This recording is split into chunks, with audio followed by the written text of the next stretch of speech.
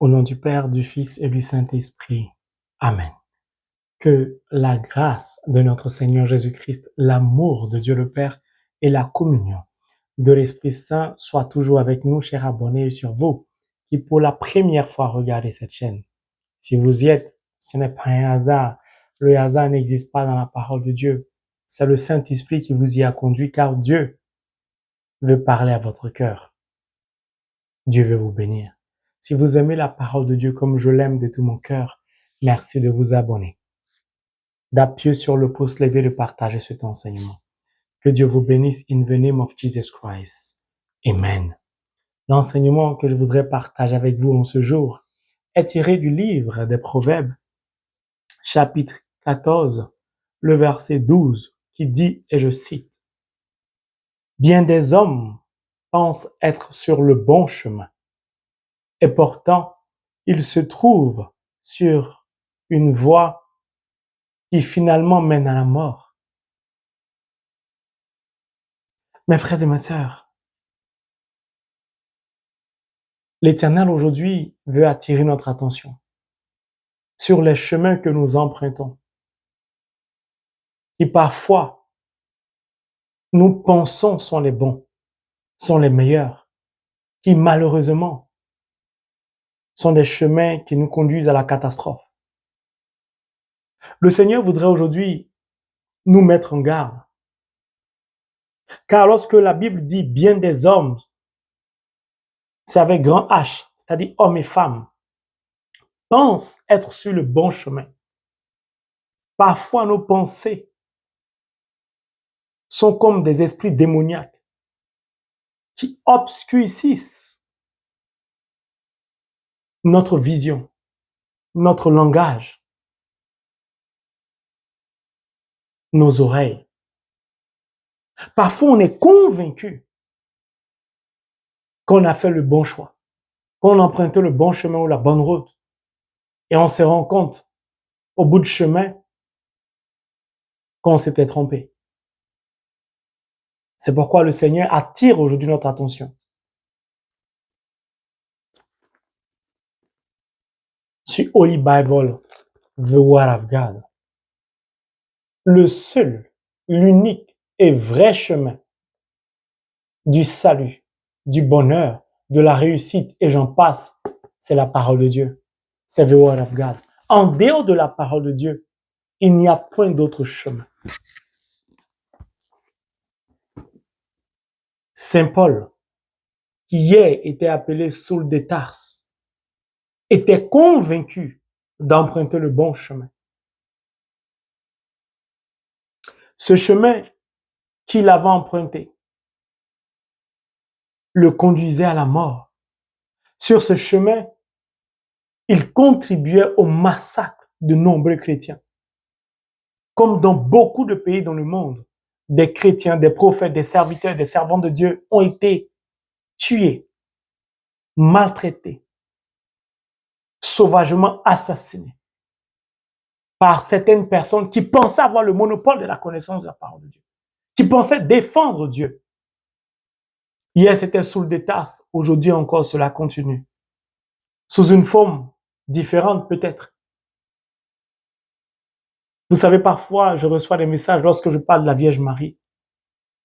La Bible a dit, vous ne ferez aucune représentation de ceci ou de cela. Certaines religions, certaines doctrines, certaines personnes pensent avoir le monopole de la connaissance de la parole de Dieu, Holy Bible, et se permettent ainsi de vouloir, au motif de leur connaissance unique de la parole de Dieu, de par leur réflexion, leur intelligence, leur pensée, sauver d'autres religions, sauver d'autres chrétiens. D'autres vont jusqu'à demander à certains catholiques de renoncer à leur baptême, car ce n'est pas un vrai baptême, de refaire notre baptême. Le Seigneur aujourd'hui voudrait nous mettre en garde. C'est une mise en garde sérieuse du Seigneur. Faites attention. Bien des hommes pensent être sur le bon chemin, et pourtant, ils se trouvent sur une voie qui finalement les mène à la mort. Saint Paul a compris qu'il avait emprunté le mauvais chemin.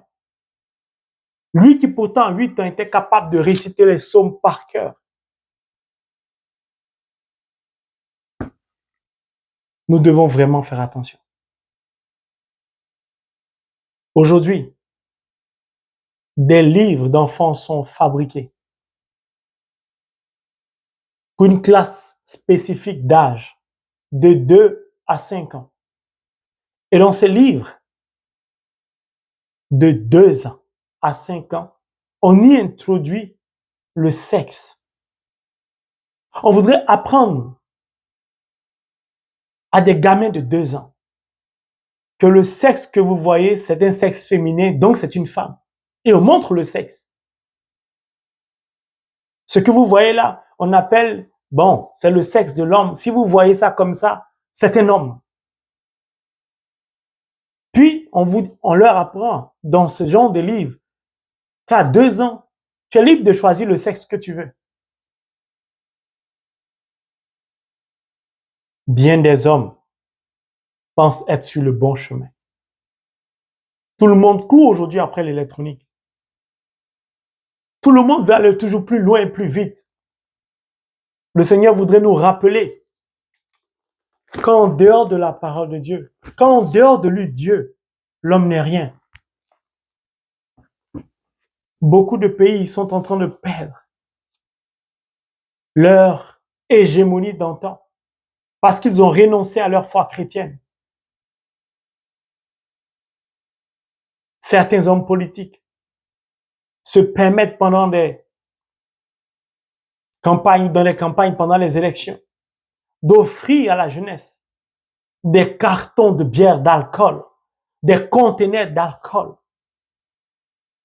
pour que la jeunesse s'en énivre. La jeunesse d'aujourd'hui est le monde de demain, la société de demain. Père, je te confie le courrier que porte ma sœur dans la foi, ma mère, celle que j'appelle sagesse de Dieu, à l'égard de cet homme politique.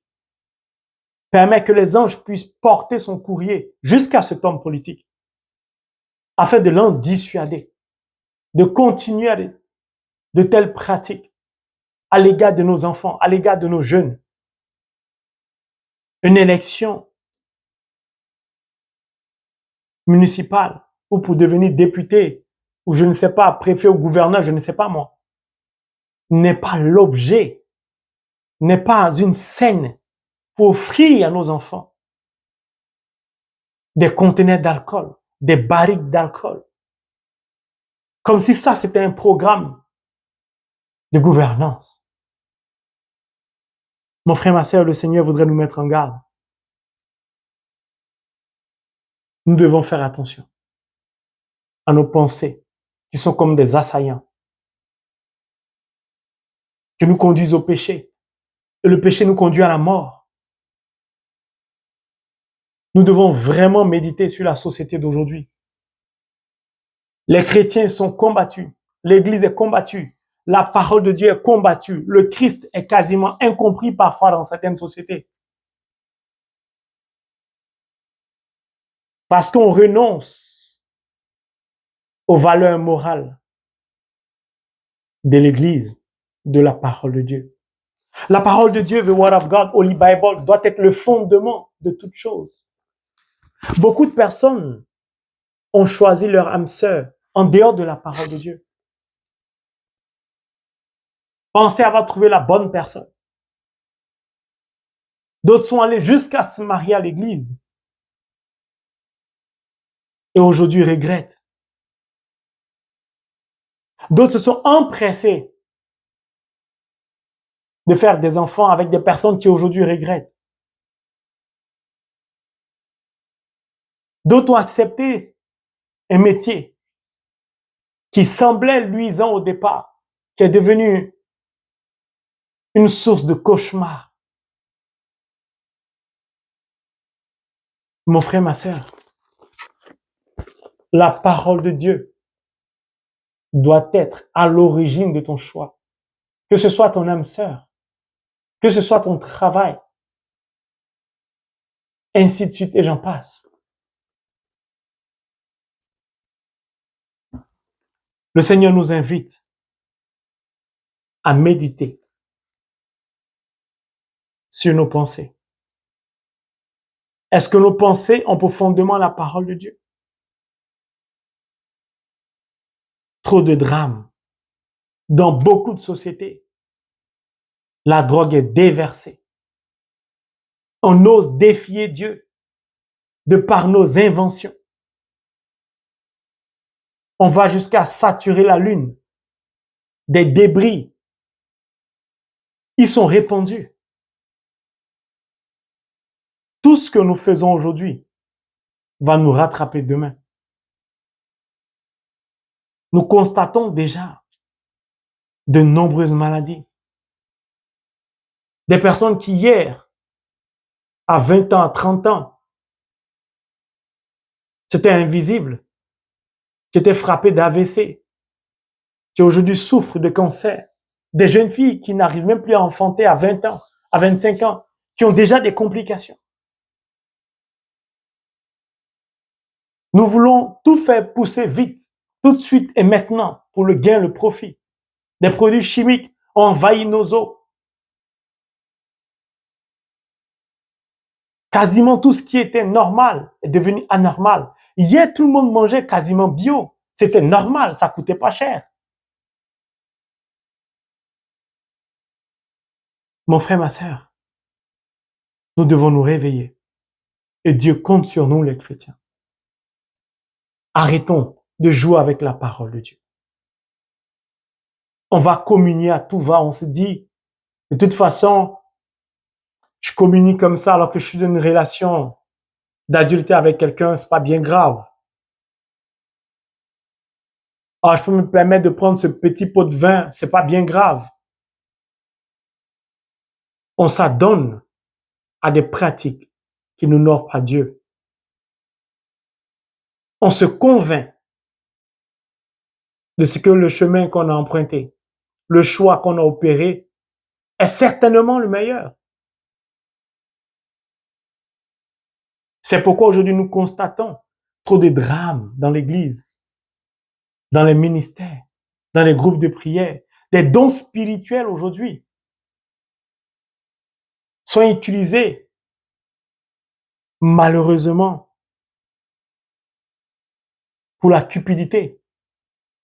Des fraternités, des communautés se créent. Et les dons spirituels, la parole de Dieu devient un fonds de commerce. On exige des fiches de paye, on impose la dîme, on exige la dîme. On pousse à l'offrande, on exige une offrande. Nous sommes en train d'emprunter des chemins qui vont nous conduire finalement à la mort.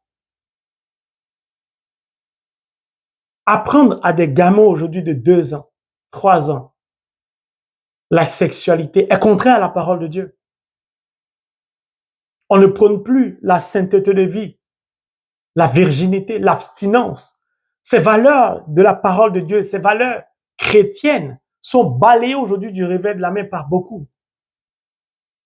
Des familles qui se servent de la coutume, des traditions, pour escroquer leur beau-fils au motif de la dot, exigent des montants faramineux. On utilise parfois la Bible en disant un tel a donné 1000 chameaux. On pioche dans la parole de Dieu ce qui nous arrange pour emprunter des chemins, pour nous faire ou pour nous donner bonne conscience. On juge, on pousse nos enfants à des pratiques qui n'honorent pas Dieu, qui ne sont pas conformes à la parole de Dieu. Cherche quelqu'un qui a un bon rang social. Ne peut pas telle personne parce qu'elle est malade ou elle est handicapée ou elle souffre de telle maladie. On n'a plus la crainte de Dieu.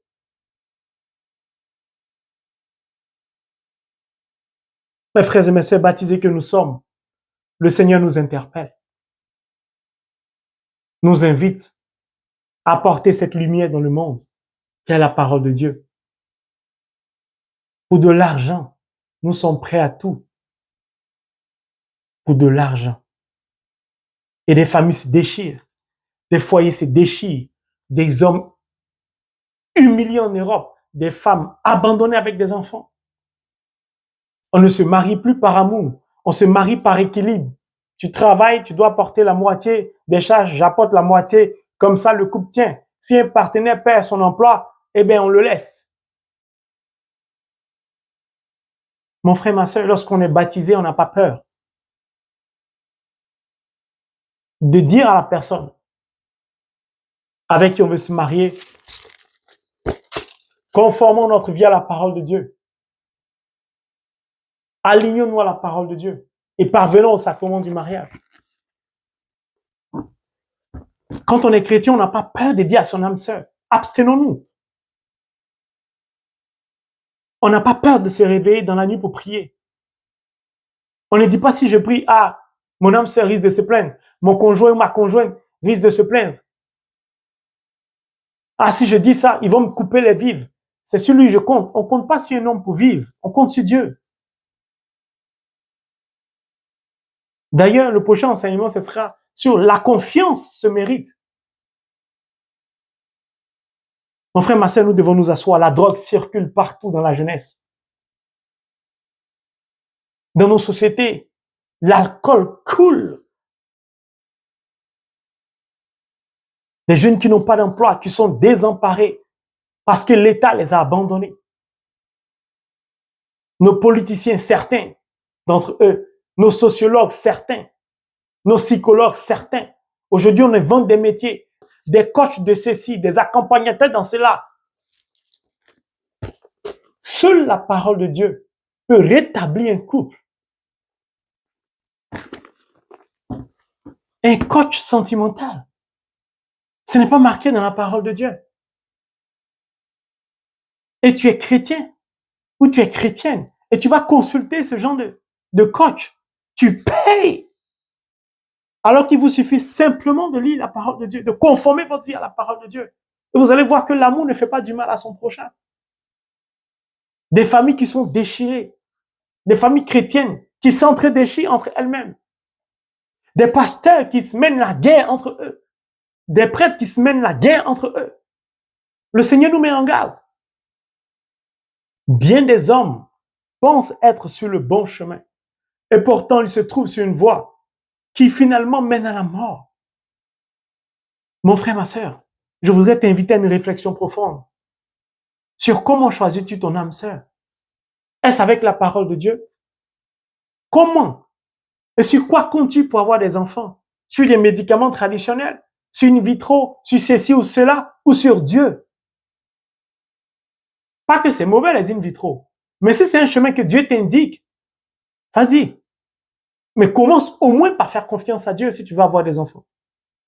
Si tu veux rencontrer ton âme sœur, si tu veux avoir un travail, si tu veux réaliser tes projets, quoi que tu fasses, un recours d'abord à Dieu, à la parole de Dieu. Laisse-toi conduire par la parole de Dieu. On a fait du travail aujourd'hui un Dieu. Il y a des gens, s'ils ne travaillent pas, c'est comme s'ils ont raté leur vie. Mais l'homme vaut plus que le travail. Des relations se nouent, se créent, même dans l'amitié, en fonction du rang social, en fonction du bien qu'on nous fait. On choisit nos amis. Des beaux-parents qui maltraitent les belles-filles ou les beaux-fils au motif qu'il est comme ci ou n'est pas comme ça. Mon Dieu, en dehors de Dieu, nous ne sommes rien. En dehors de Dieu, nous ne pouvons rien faire. L'heure est grave. Nos sociétés se dégradent au fil du temps. Nos sociétés sont en train de détruire ce qui constituait le fondement de la vie, c'est-à-dire l'amour, l'unité, le partage. Vous allez dans les grandes villes, des embouteillages de partout, parce que tout le monde veut avoir une voiture.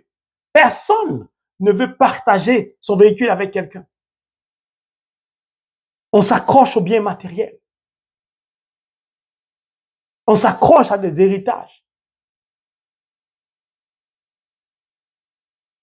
Mon frère, ma sœur, le Seigneur nous invite à ne pas emprunter le chemin de nos pensées, mais plutôt de la parole. Car seule la parole est une lampe à nos pieds. C'est pourquoi le psalmiste dit, le psaume 23 que tout le monde connaît, l'Éternel est mon berger, je ne manquerai de rien. C'est lui qui me conduit vers de verts pâturages, sur des eaux paisibles, il me fait reposer. En dehors de Dieu, il n'y a point de bonheur. Beaucoup de personnes ont emprunté le faux chemin et ont honte d'en sortir. Se convertir, c'est faire demi-tour. Si tu as emprunté un chemin qui n'était pas celui indiqué par Dieu, même s'il s'agit d'un travail, même s'il s'agit de ton mariage, même s'il s'agit de quoi que ce soit, n'aie pas honte, accepte de faire demi-tour et de te laisser conduire par Dieu. Je n'étais pas parfait, j'étais un pécheur. J'ai accepté de faire demi-tour et de recommencer à zéro en empruntant le bon, le vrai chemin, celui de la parole de Dieu. N'ayez pas peur d'envoyer des courriers aux hommes politiques pour les interpeller, le président, les ministres, les députés, les maires, pour leur demander qu'est-ce que vous pensez des ouvrages, par exemple, qui parlent de sexualité pour l'âge de 2 ans. Qu'est-ce que vous pensez de telle campagne où on distribue uniquement de l'alcool? Qu'est-ce que vous pensez du trop plein de drogue qui circule, je sais pas, dans nos sociétés? Interpellez-les en tant que chrétiens. Tirez la sonnette d'alarme sur les paroisses. Mon frère, ma sœur, le Saint-Esprit a mal et j'ai mal. Le monde va mal. Nous valons plus que tout cela. Dieu a pris le temps de nous créer, en nous façonnant de par ses mains. Il a insufflé en nous le souffle. Si nous sommes vivants, c'est parce que Dieu nous a prêté le souffle. Ce n'est même pas à nous, c'est à lui. Pourquoi nous déchirons-nous? Pourquoi? Pour obtenir quel bien matériel qui ne nous appartient même pas en plus. Faisons attention au chemin que nous empruntons. Parfois, nous sommes prêts à tout pour obtenir ce que nous voulons. Faisons attention. Faisons vraiment attention. Que Dieu nous donne rempli de son Esprit Saint, de pouvoir méditer profondément sur ce verset du Proverbe, chapitre 14, verset 12, que je vais reprendre pour terminer. Bien des hommes, c'est-à-dire hommes et femmes, pensent être sur le bon chemin. Et pourtant, ils se trouvent sur une voie qui finalement mène à la mort. Nos pensées, nos choix peuvent être coordonnés, orientés par le diable. Lorsque nos pensées, nos paroles, nos choix n'ont pas profondément la parole de Dieu. Revenons à la morale chrétienne de la parole et laissons la parole de Dieu définir la morale, définir nos vies pour la gloire de Dieu et pour notre bonheur. Au nom de Jésus-Christ. Amen.